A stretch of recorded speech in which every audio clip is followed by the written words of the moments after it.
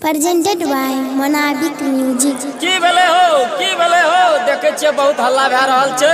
अरे की बताइया चौक पर ढोलक बेटी नहीं रहा छौरी के बिहार ये आई बिहे दिन छौरी भाग गेले।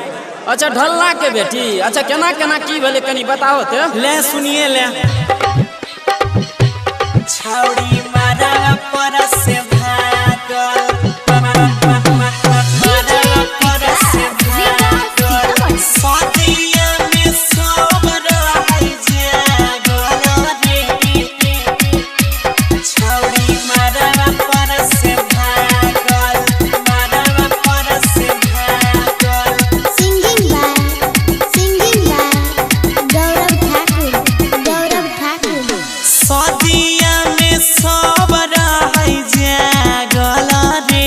छौरी मारवा पर से भागल सदिया में सब रही जागल रे। छौरी मारवा पर से भागल सगर भागल अनहार कहे दुल्हा लागै कार।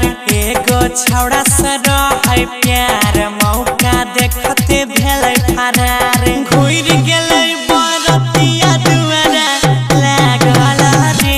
छौरी मारवा पर से भागल सदिया में सब रही जागल रे। छौरी मारवा पर से भागल छौरी मारवा पर से भागल मारवा पर से भागल सदिया में सब रही जागल रे।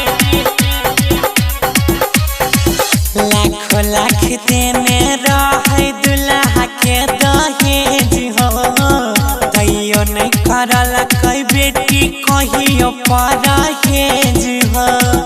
तैयो नहीं करल कई बेटी कहियो परहेज हो। लाख लाख देने रहे दुल्हा के दहेज हो तैयो नहीं करल कई बेटी कहियो परहेज हो। बजल नहीं पाँव के छागल रे। छौरी मारवा पर से भागल सदिया में सब रही जागल रे। छौरी मारवा पर से भागल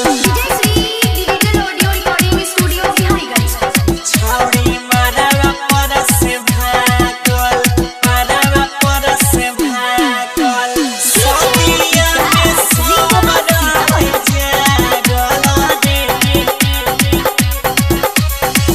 डीजे बैंड पार्टी लेके आइल रही बारात हो सबके मुँह करिया करके भागल करके घात हो। सबके मुँह करिया करके भागल करके घात। भैया डीजे बैंड पार्टी लेके आइल रही बारात हो सबके मुँह करिया करके भागल छौड़ा साथ हो। गौरविया जैल रही पागल रे। छौरी मारवा पर से भागल सोनू प्रजापति ले रही पागल रे। छौरी मारवा पर से भागल सगर भागल अनहार कहे दुल्हा लागै कार। एगो छौड़ा से रहे प्यार मौका देखते भेलै फरार। घुर गेलै बरतिया दुआरा लागल रे। छौरी मारवा पर से भागल सदिया में सब रही जागल रे। छौरी मारवा पर से भागल। बाप रे ई त अन्याय भे गेलो।